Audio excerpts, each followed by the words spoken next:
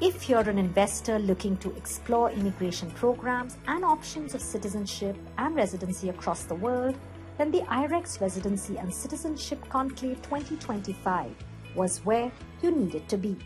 Held at the Trident Hotel in Hyderabad earlier this month, the 22nd edition of this prestigious event opened the doors to investment and lifestyle opportunities across more than 15 countries. The conclave included a conversation that decoded global investment trends and the rise of cross-border wealth mobility. Hello and welcome everyone. We are at IREX 2025 Hyderabad, India's leading international real estate and immigration show. It's a pleasure to be with all you experienced people on the panel. Thank you all so much for joining us. Let me quickly introduce you. We have with us Mr. Girish Mohile, Vice President, India CMB Regional Centers.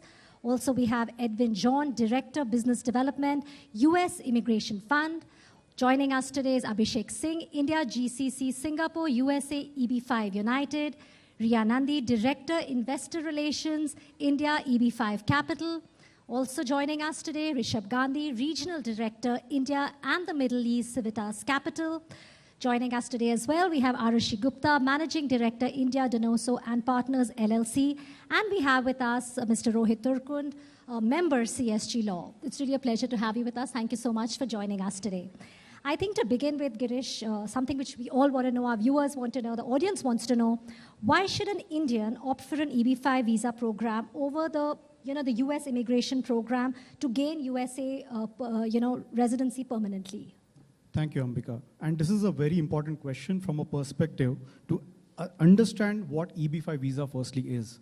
So EB5 visa is an investment-based visa which allows investors to invest in a qualifying business in order for them to get permanent residency in the US, which is called as a green card.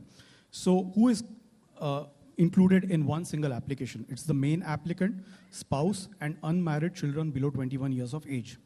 Now, what is that qualified investment? An investment needs to go into a qualified business. So it can either be an investment with a regional center or your own business. Mostly people use regional center as their go-to route for achieving their green card via EB5 visa. So you need to invest in a qualifying business. So a regional center's job basically is to seek those investment opportunities which will qualify its investors for EB5 program. Now, what is the investment criteria?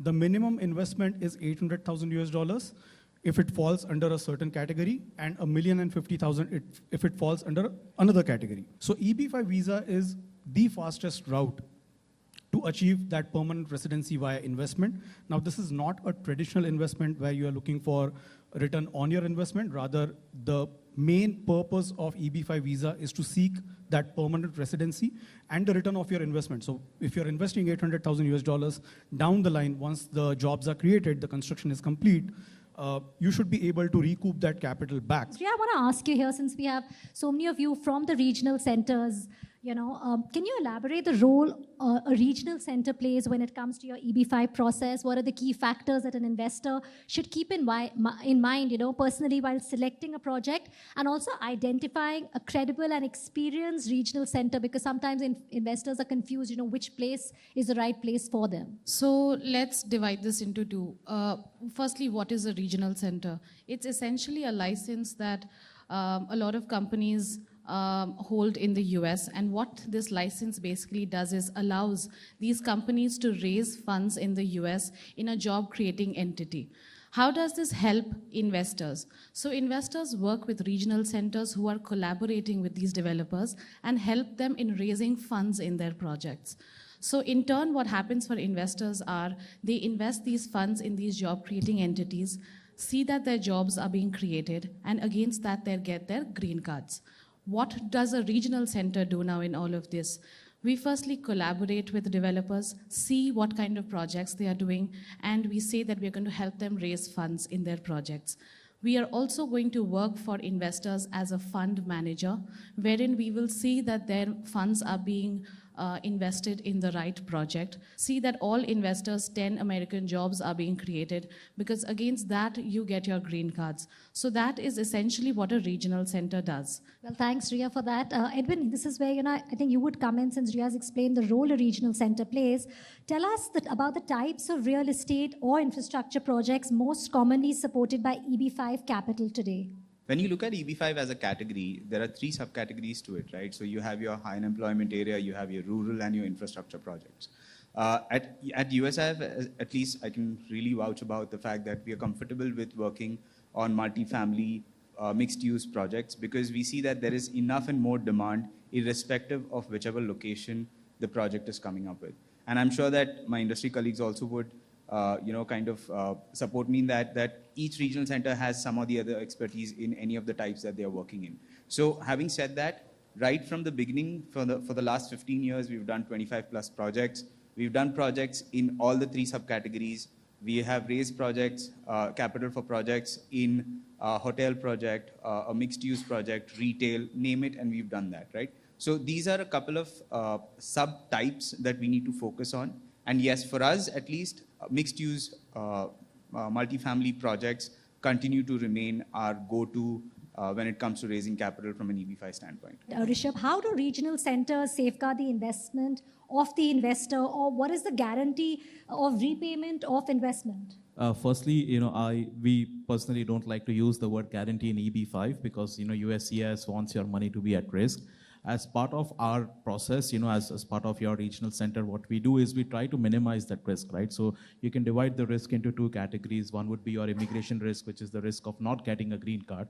And then there can be a financial risk, which is not getting your money back, right? So what we do is we have covenants set in place. So when we are looking at projects, like Edwin just mentioned, multifamily, hospitality, we are very comfortable doing all of that. But what we look at is the ability of the borrower to repay, to refinance, to service the interest to us on time. And when we look at, all of our projects, we look at a very clear exit strategy, right? For example, if a project says, 6 years down the line, I'm gonna, sell my asset at an X amount of value, we just look at the market trends for the last 20, 30 years and see, whether that value would be achievable or not.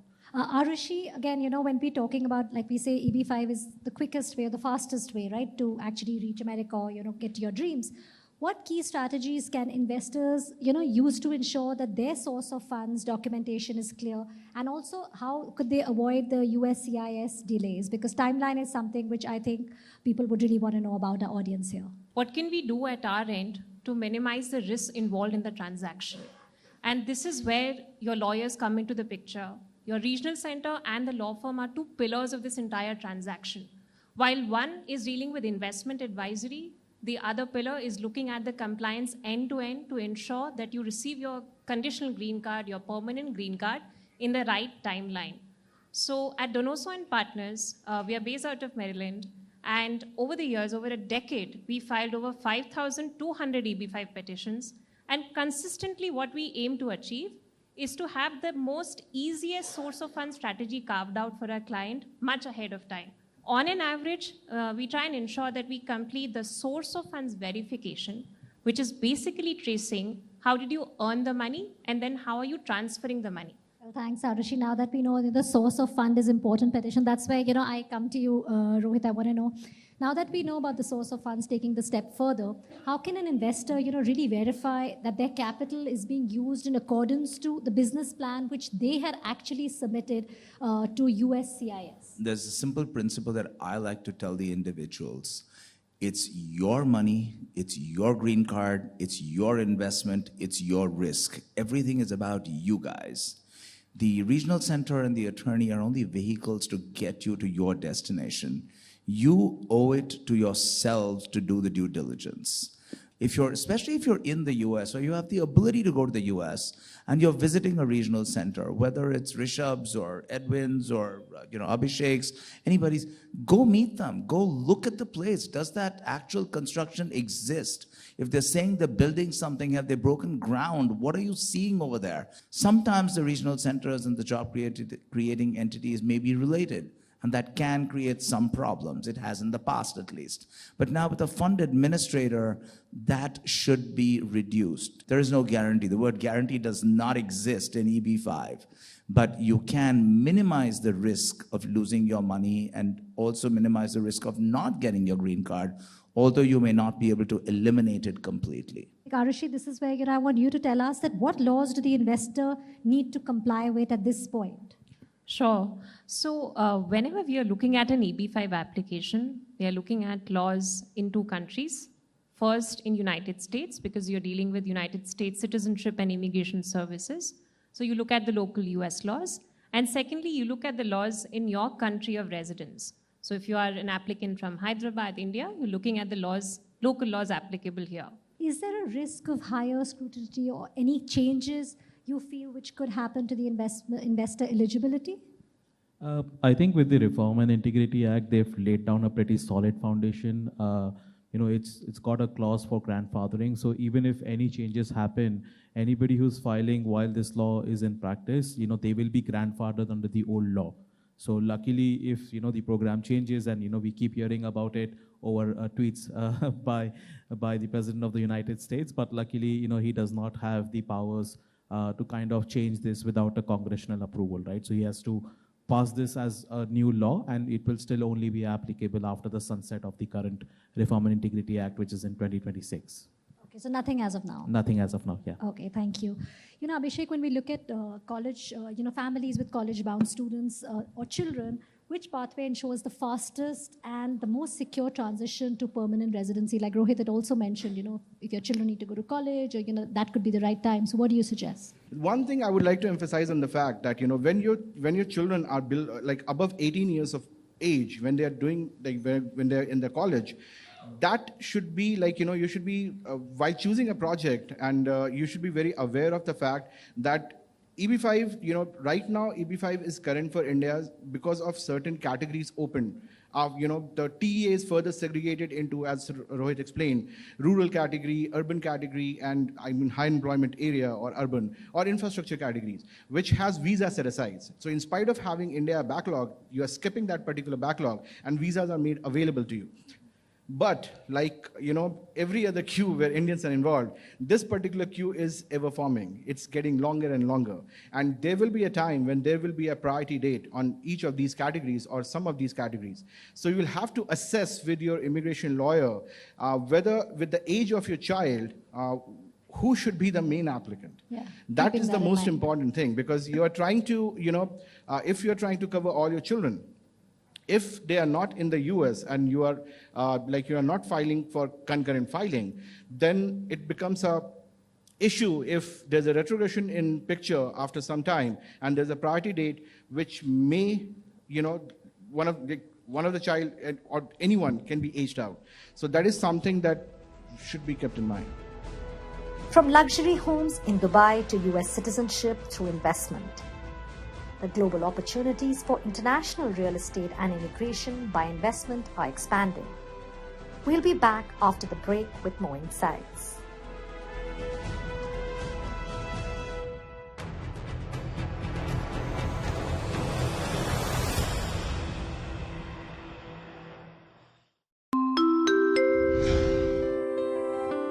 Welcome viewers. This is a call for Disruptor Show Flight. During my childhood days, we used to rely on rations. My mom used to tell me, go and stand in the queue immediately. Queues is something which I think every Indian is used to. You've come from this background where, you've had to stand in queue for rations. How do you become the CEO of DigiYatra? Why should there be so much of friction in availing a service? And from that perspective, I think this whole thought process of DigiYatra began. We were asked, to write a memorable journey experience for the passenger. And I wrote this very simple story saying that, passenger just walks through all the touch points and nobody stops him or her for anything.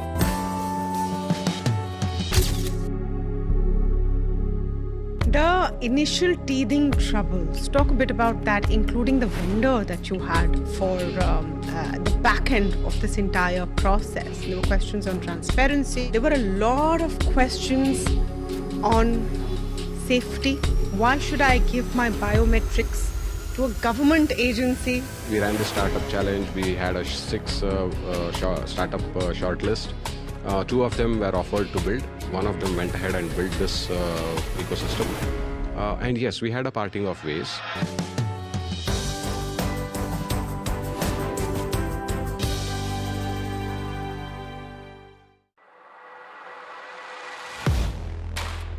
Do you really know the company you invest in?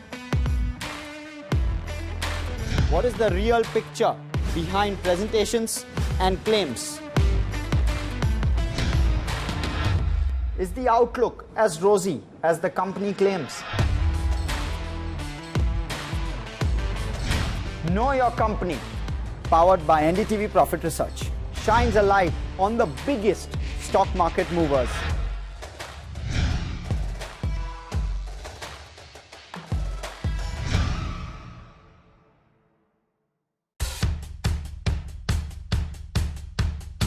The markets move fast. And so should your portfolio.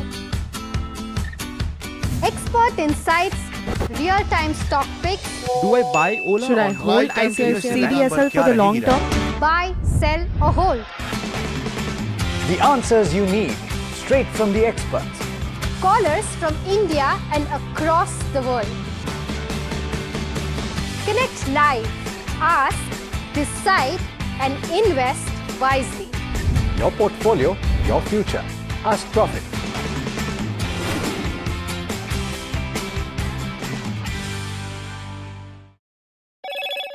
Hello, Moto.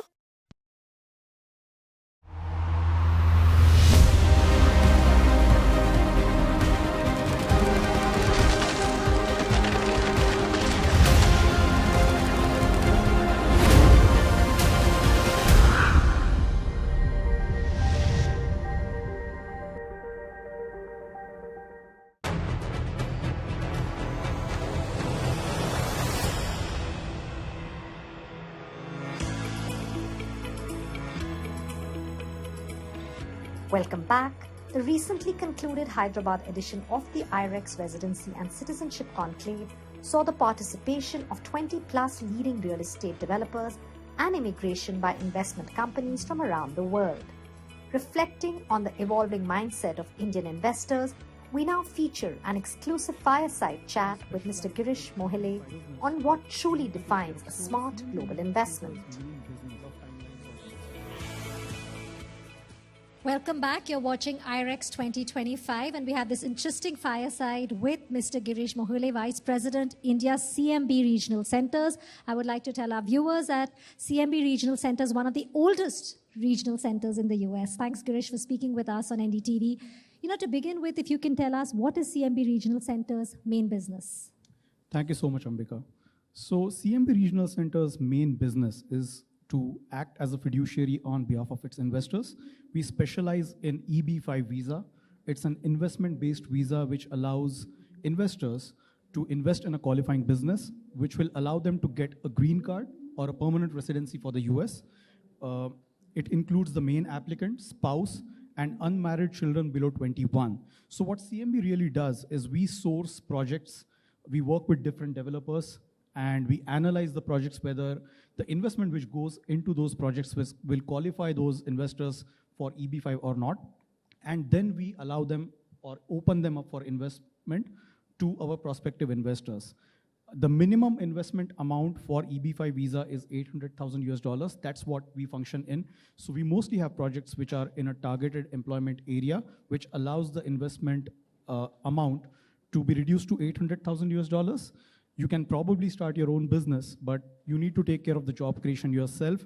You need to invest the money into a qualifying business with an investment amount of $1,050,000. So what we do really is to simplify the EB5 process. We differentiate the goals of each of our investors, where the primary goal is to secure the green card and the repayment of the investment that they do. It can be pretty confusing, for an investor or an individual who's first trying to figure out, what they want to do, when they want to go. So are all the EB5 regional centers the same, or does the choice of actually choosing the correct regional center actually make a difference? The answer is yes and no. It's a bit nuanced. The reason being, regional center is a designation. So any entity who qualifies as a regional center can essentially operate in this space. What differentiates every regional center is the way they function in the market. If I have a regional center designation, but I don't really actively work in this environment, but I do have that designation.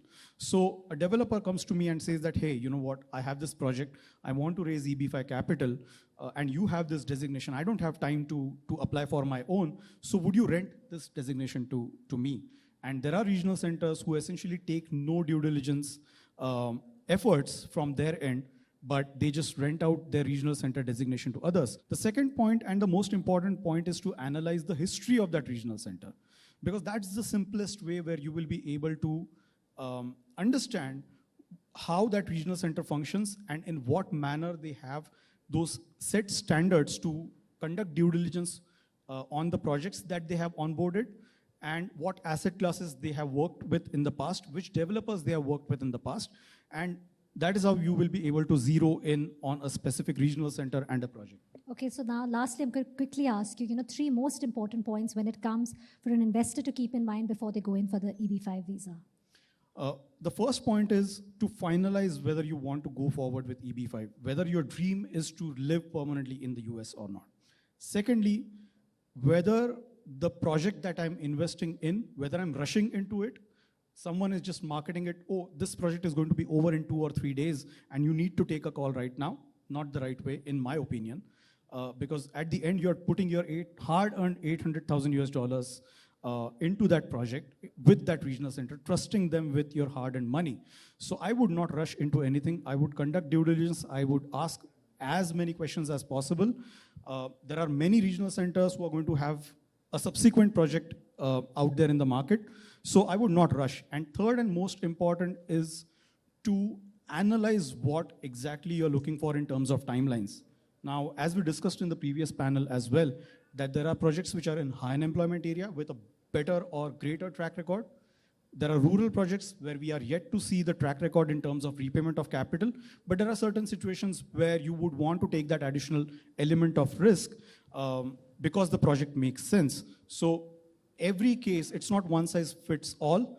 You need to take that call on your own. An informed decision needs to be taken by the investor themselves, and do not get forced into any kind of timelines or investments. I think really well explained. While the EB5 visa could be the fastest way to someone, for their dream if they want to be in the US, and the law firm, obviously, and the regional centers play a critical role. But I think equally important is that the investor himself, like you rightly said, does due diligence and needs to know whether it's, why he wants to go and has all his answers in place before. Yeah. Due diligence is the word of the day. Yes, thank you so much, Girish. It's really been a pleasure to have you with us on NDTV. Thank you so much. Indian market has always been a very good market. Indians are progressive people, and as you know that in the US we have a big Indian diaspora, and there are a lot of people from India who go to US for studying, and they would like to, after studying in the US, they would like to work over there and look for a guaranteed and a stable future.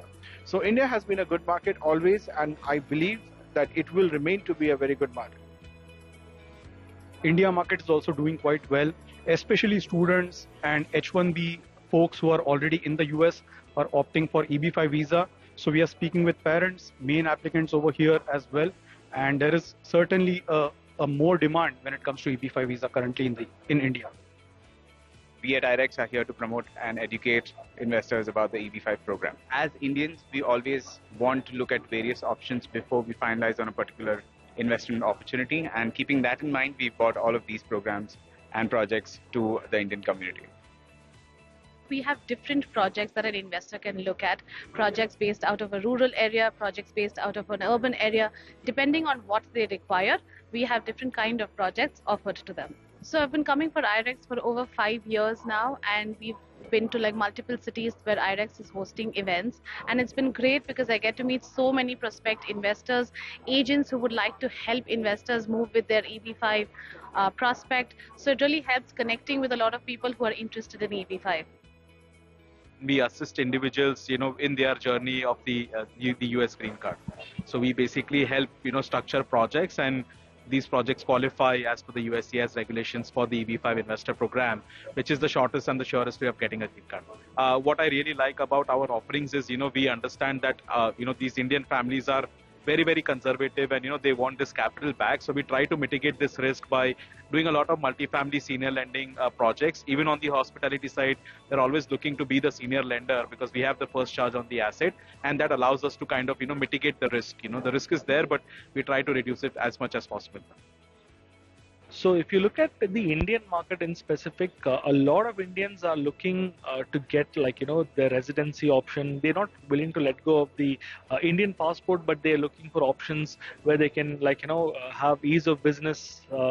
Dubai is probably a place which helps people set up their own businesses. It's a tax-free environment. So we are providing a platform where people can invest in our projects where they can get guaranteed returns. Well, if you see in Dubai, almost the entire Dubai population, 38% is owned by Indians.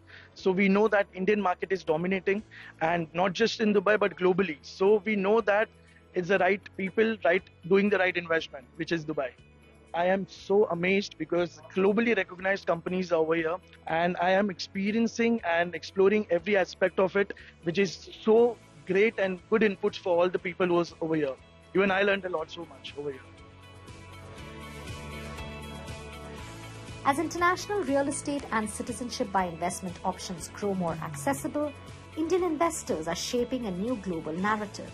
From diversification to lifestyle, the IREX Residency and Citizenship Conclave 2025 was a gateway to possibilities. Until next time, keep exploring, keep investing.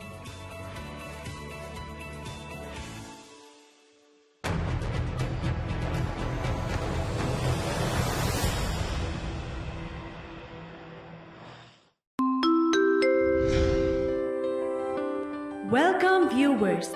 This is a call for Disruptor show flight. During my childhood days, we used to rely on rations. My mom used to tell me, go and stand in the queue immediately. Queues is something which I think every Indian is used to. You've come from this background where you've had to stand in queue for rations. How do you become the CEO of DigiYatra? Why should there be so much of friction in availing a service? And from that perspective, I think this whole thought process of DigiYatra began. We were asked, to write a memorable journey experience for the passenger. And I wrote this very simple story saying that, passenger just walks through all the touch points and nobody stops him or her for anything.